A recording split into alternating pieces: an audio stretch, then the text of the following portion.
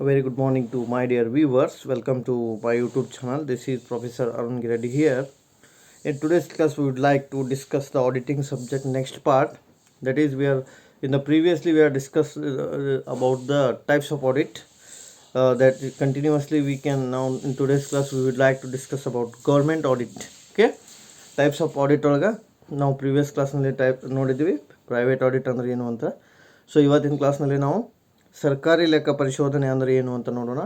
Government audit, the word itself indicate that the audit of a government audit indicates that the audit of all the government companies, all the government departments, all the government corporations. There are three important words: the audit of a government company, the audit of a government corporation, and the audit of a government department is considered as a government audit, and it is a separate audit ಅಂತ ನಾವು ಅಲ್ಲಿ ಕರಿತೀವಿ. ಅಂದರೆ ಏನ್ರಿ, ಪ್ರತ್ಯೇಕವಾದಂತಹ ಒಂದು ಲೆಕ್ಕ ಪರಿಶೋಧನೆ ಆಗಿದ್ದು ಸರ್ಕಾರಿ ಕಂಪ್ನಿಗಳನ್ನು ಸರ್ಕಾರಿ ವಿಭಾಗಗಳನ್ನು ಏನು ಮಾಡ್ತಾರೆ, ಅವರು ಪರಿಶೀಲನೆ ಮಾಡ್ತಾರೆ ಅಂತ ನಾವು ಅಲ್ಲಿ ಹೇಳ್ತೀವಿ. So here the audit is mainly conducted by the separate department. So that is considered as auditor and control general of India. So please remember the word auditor and control general of India. So government audit ಅನ್ನು ಯಾರು maintain ಮಾಡ್ತಾರೆ, usually auditor general of India ಅಂತ ನಾವು ಅಲ್ಲಿ ಕರಿತೀವಿ. Controller and auditor of general India mainly maintain the government audit. So the word indicates are three important word: government company, government corporation and the government departments. So ಈ ಮೂರನ್ನು ನಾವು audit ಮಾಡಿದ್ದೀವಿ ಅಂದರೆ ಅದಕ್ಕೆ ನಾವೇನಂತ ಕರಿತೀವಿ, ಗೌರ್ಮೆಂಟ್ ಆಡಿಟ್ ಅಂತ ನಾವು ಅಲ್ಲಿ ಕರಿತೀವಿ. So what are the important features of government audit? Government audit takes place according to the law or statute ಅಂತ ನಾವು ಅಲ್ಲಿ ಕರಿತೀವಿ. Means the government audit has to maintain the procedure and law of a different constitutions, like a Companies Act, like a Banking Regulation Act, like a Insurance Act. So overall what it has to concentrate, the government audit has to concentrate on different laws ಅಂತ ನಾವು ಅಲ್ಲಿ ಹೇಳ್ತೀವಿ. ಸರ್ಕಾರಿ ಲೆಕ್ಕ ಪರಿಶೋಧನೆ ಅಂದ್ರೆ ವಿವಿಧ ಕಾನೂನುಗಳನ್ನು, ವಿವಿಧ ನೀತಿಗಳನ್ನು, ವಿವಿಧ ರಚನೆಗಳನ್ನು ಅದು ಫಾಲೋ ಮಾಡಬೇಕಾಗತ್ತೆ. ಉದಾಹರಣೆಗೆ ಕಂಪ್ನಿ ಕಾಯ್ದೆಯನ್ನು ಫಾಲೋ ಮಾಡಬೇಕಾಗತ್ತೆ, ಇನ್ಶೂರೆನ್ಸ್ ಕಾಯ್ದೆಯನ್ನು ಫಾಲೋ ಮಾಡಬೇಕಾಗತ್ತೆ, ಬ್ಯಾಂಕಿಂಗ್ ಕಾಯ್ದೆಯನ್ನು ಫಾಲೋ ಮಾಡಬೇಕಾಗತ್ತೆ.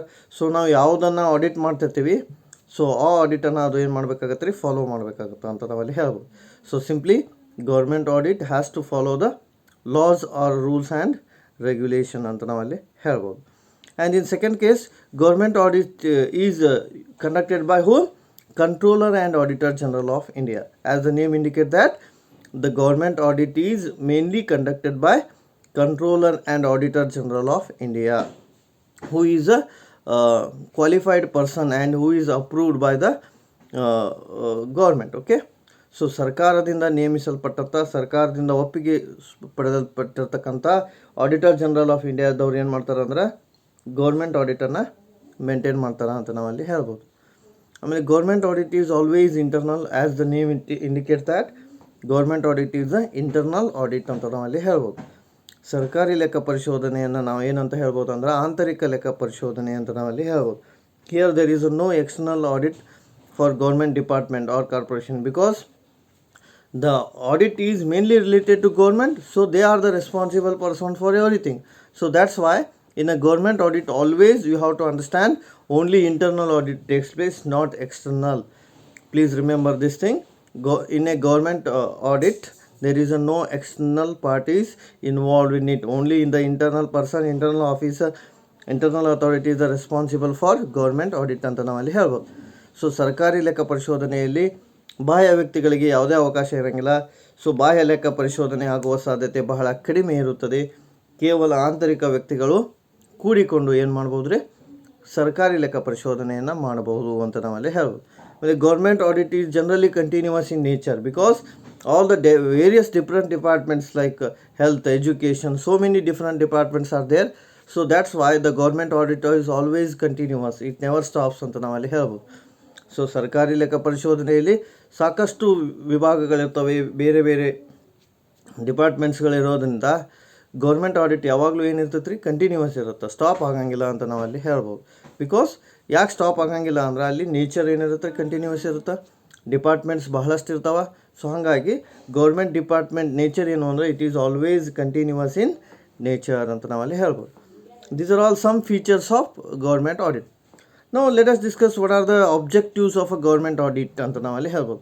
ಸೊ ಗೌರ್ಮೆಂಟ್ ಆಡಿಟ್ ಯಾವ ಕಾರಣಕ್ಕೆ ಬಂದಿದೆ, ಯಾವ ಉದ್ದೇಶವನ್ನು ಈಡೇರಿಸೋ ಸಲುವಾಗಿ ಗೌರ್ಮೆಂಟ್ ಆಡಿಟ್ ಬಂದಿದೆ ಅಂತ ತಿಳ್ಕೊಬೇಕಾದ್ರೆ, government audit objective is to ensure the expenditure incurred made for sanctioned competent authority ಅಂತ ಹೇಳ್ತೇವೆ. So the competent authorities sanction the fund. For that reason what the expenditure has been made that has to be ensured. ಅಂದರೆ ಏನು ಹೇಳ್ತಾರೆ ಅವರು, ವೆಚ್ಚವನ್ನು ಏನು ಮಾಡಿದಾರ ಅಂತ ತಿಳ್ಕೊಳ್ಳೋ ಸಲುವಾಗಿ ಗೌರ್ಮೆಂಟ್ ಆಡಿಟ್ ಬಂದಿದೆ. ಯಾಕೆಂದರೆ ಗೌರ್ಮೆಂಟ್ ಡಿಪಾರ್ಟ್ಮೆಂಟು ಭಾಳಷ್ಟು ಇರ್ತಾವೆ. So how much expenses they have to made that has to be look after. So ಹಂಗಾಗಿ competent authority or responsible authority has to raise the fund. So on that reason the audit is takes place ಅಂತ ನಾವಲ್ಲಿ ಹೇಳ್ಬೋದು. So ಸಂಬಂಧಪಟ್ಟಂಥ ವ್ಯಕ್ತಿಗಳು ಸರ್ಕಾರಿ ಲೆಕ್ಕ ಪರಿಶೋಧನೆಗೆ ಬೇಕಾಗಿರ್ತಕ್ಕಂಥ ನಿಧಿಯನ್ನು ರೈಸ್ ಮಾಡಿರ್ತಾರೆ. ಅದ್ರ ಸಲುವಾಗಿ ಗೌರ್ಮೆಂಟ್ ಆಡಿಟನ್ನು ನಾವು ಏನು ಮಾಡಬೇಕಾಗತ್ತೆ, ಮೇಂಟೈನ್ ಮಾಡಬೇಕಾಗತ್ತೆ. ಆಮೇಲೆ to ensure that the expenditure has been incurred and sanction according to the rules and regulation in concern department ಅಂತ. So whatever the amount release by the government department, that amount is belongs to only with the following proper rules and regulation. This is a very important point, because without rules and regulation, if you release the amount, what will happen? It is against the rules. So it is a government department only. So the government department cannot release the amount extra to any department. So how much it is required to each department, that much amount is released by the government ಅಂತ ನಾವಲ್ಲಿ ಹೇಳ್ಬೋದು. ಅಂದರೆ ಸರ್ಕಾರದಲ್ಲಿ ಬೇರೆ ಬೇರೆ ವಿಭಾಗಗಳಿರ್ತಾವೆ. So ಪ್ರತಿಯೊಂದು ವಿಭಾಗಕ್ಕೂ ಎಷ್ಟೆಷ್ಟು ಅವಶ್ಯಕತೆ ಇದೆಯೋ ಅಷ್ಟು ಹಣವನ್ನು ಮಾತ್ರ ನಾವೇನು ಮಾಡ್ತೇವೆ, ರಿಲೀಸ್ ಮಾಡ್ತೀವಿ.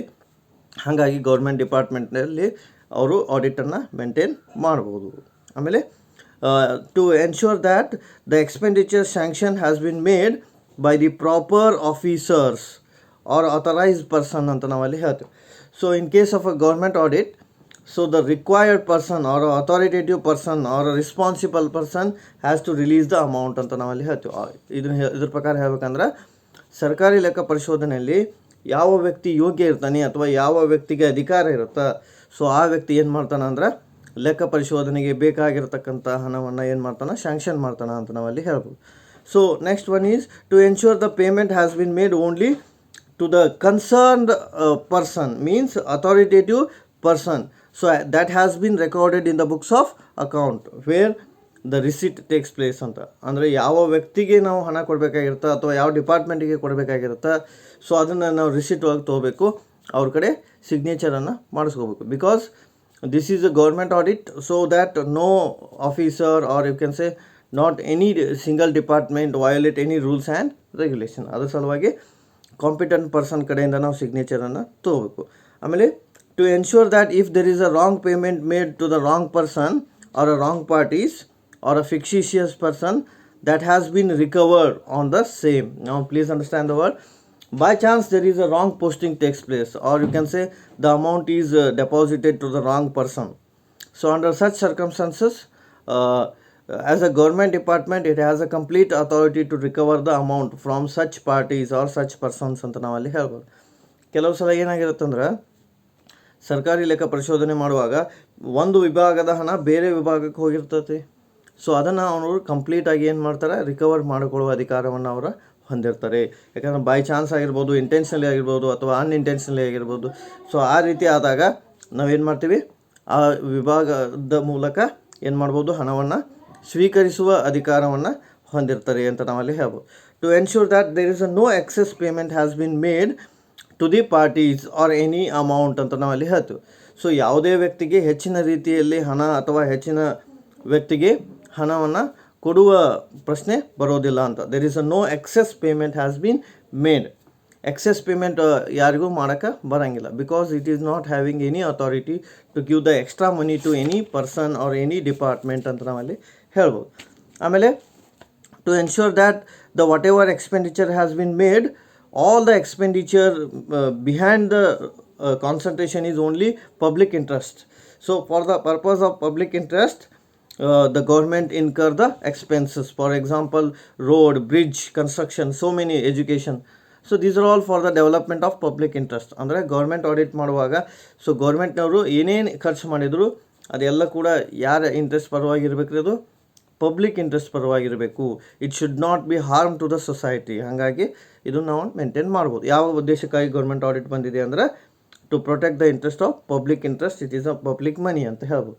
ಆಮೇಲೆ to verify the existence and valuation of stocks and stores ಅಂತ.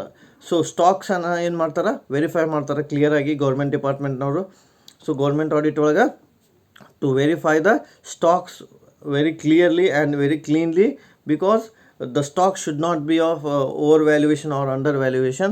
So under that situation, so the audit has to take place ಅಂತ. ಅಂದರೆ ಸ್ಟಾಕ್ ದಾಸ್ತಾನುಗಳಿರ್ತಾವ, ಅವು ಹೆಚ್ಚಿಗೆನೂ ತೋರಿಸ್ಬಾರ್ದು, ಕಡಿಮೆನೂ ತೋರಿಸ್ಬಾರ್ದು. ಆ ಉದ್ದೇಶದಿಂದ ಏನು ಮಾಡ್ತಾರೆ, ಗೌರ್ಮೆಂಟ್ ಆಡಿಟ್ನಲ್ಲಿ ಅದನ್ನು ಮೇಂಟೈನ್ ಮಾಡ್ತಾರೆ.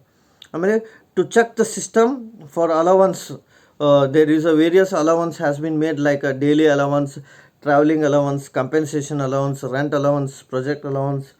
There are so many allowances has been made to the government department. So all that allowances should be framed according to the rules and regulation, because there is so many allowances has been given to the employees, like daily allowance, traveling allowance, human resource allowance, rent allowance, so that it will be benefited to employee. So on that circumstances, these all allowances should be made only within the rules. So rules ಮೀರಿ ನೀವು ಹೆಚ್ಚಿಗೆ ಅಲೌನ್ಸನ್ನು ಕೊಡೋಕೆ ಬರೋಂಗಿಲ್ಲ. ಹಾಗಾಗಿ ಏನು ಮಾಡ್ತೀವಿ, government department ಒಳಗೆ ಅದನ್ನು ಮೇಂಟೈನ್ ಮಾಡ್ತಾರೆ. ಆಮೇಲೆ last point, to ensure that the entire public expenditure has been made as per the rules and regulation of government. Okay, so expenditure ಏನೇ ಮಾಡಿದರೂ ಕೂಡ ಅದು ಅಲ್ಟಿಮೇಟ್ಲಿ ಯಾರ ಪರವಾಗಿರಬೇಕು ಅಂದ್ರೆ ಪಬ್ಲಿಕ್ ಇಂಟ್ರೆಸ್ಟ್ ಪರವಾಗಿರಬೇಕು ಅಂತ. So this government audit mainly concentrate on 3 important department that you have to remember very clearly. One is a government audit of a government department or officers. There are so many government officers is there. All the government officers is audited by the competent authority or a responsible person. Who is that? The responsible person, Controller and Auditor General of India. So Controller and Auditor General of India is a responsible person to verify the books of account of all the government officers like health, club, everything. Okay, ಆಮೇಲೆ audit of a statutory corporation means the companies which is led down by the parliament, like LIC, GIC, SBI, FCI, ICICI, these are all IDBI, SIDBI, these are so many banks or financial institution. These are all called as a statutory corporation. These statutory corporation is also audited by the government ಅಂತ ನಾವಲ್ಲಿ ಹೇಳ್ಬೋದು. So ಈ LIC ಇರ್ಬೋದು, GIC ಇರ್ಬೋದು, ICICI ಇರ್ಬೋದು, SBI ಇರ್ಬೋದು, bank, FCI, so many statutory corporation ಅದಾವ. ಅವೆಲ್ಲವುಗಳನ್ನು audit ಮಾಡುವ ಅಧಿಕಾರ ಯಾರಿಗಿರುತ್ತೆ, ಗೌರ್ಮೆಂಟ್ನವ್ರಿಗಿರುತ್ತೆ. ಸೊ ಥ್ರೂ ಯಾರ ಮುಖಾಂತರ ಮಾಡ್ತಾರಂದ್ರೆ controller and auditor general of India ಅಂತ ಕರಿತೀವಿ. This is a very important body. So controller and auditor general of India ಮುಖಾಂತರ ಯು ಆರ್ ರೆಸ್ಪಾನ್ಸಿಬಲ್ ಟು ಏನಂತ ಹೇಳ್ತೀವಿ ನಾವು, to verify the books of account ಅಂತ ನಾವಲ್ಲಿ ಹೇಳ್ಬೋದು.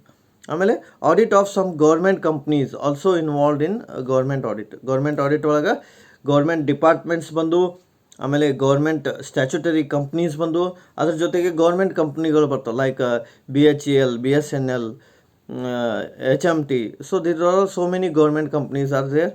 So all that government companies are also audited in relation with government audit ಅಂತ ನಾವಲ್ಲಿ ಹೇಳ್ಬೋದು.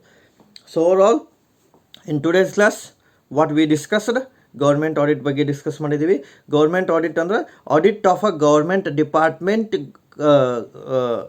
ಮೂರು ವರ್ಡ್ ನೆನಪಿಟ್ಕೊಳ್ರಿ. Audit of a government department, government company and statutory corporation. I will repeat once again. Audit of a government company, audit of a government department, audit of a statutory corporation. ಸರ್ಕಾರಿ company, ಸರ್ಕಾರಿ ವಿಭಾಗಗಳು ಹಾಗೂ ಶಾಸನಬದ್ಧ ಕಂಪ್ನಿಗಳು. So ಈ ಮೂರುಗಳನ್ನು ನೀವು ಏನು ಮಾಡಿರಿ, ಲೆಕ್ಕ ಪರಿಶೋಧನೆ ಮಾಡಿದ್ರಿ ಅಂದ್ರೆ, ಅಂತಹ ಲೆಕ್ಕ ಪರಿಶೋಧನೆ ಎದುರೋ ಬರ್ತೈತಿ ಅಂದ್ರೆ ಸರ್ಕಾರಿ ಲೆಕ್ಕ ಪರಿಶೋಧನೆಯಲ್ಲಿ ಬರುತ್ತೆ ಅಂತ ನಾವಲ್ಲಿ ಹೇಳ್ಬೋದು. What are the 3 point? Government company, statutory corporation and government department. So these are all verified by the auditor ಅಂತ ನಾವಲ್ಲಿ ಹೇಳ್ತೀವಿ. So such audit is mainly concern with the government audit, like BSNL already HMT. So ಇವೆಲ್ಲ ಕಂಪ್ನಿದು audit ಮಾಡಿದ್ರು ಕೂಡ government. Over all who is the responsible person to do this audit? Controller and auditor general of India ಅಂತ ನಾವಲ್ಲಿ ಹೇಳ್ಬೋದು. So thanks for watching my video. So here V completed about the government audit. So ಇವತ್ತಿನ ಕ್ಲಾಸ್ನಲ್ಲಿ ನಾವು government audit ಬಗ್ಗೆ ನೋಡಿದ್ದೀವಿ. Remaining will see next.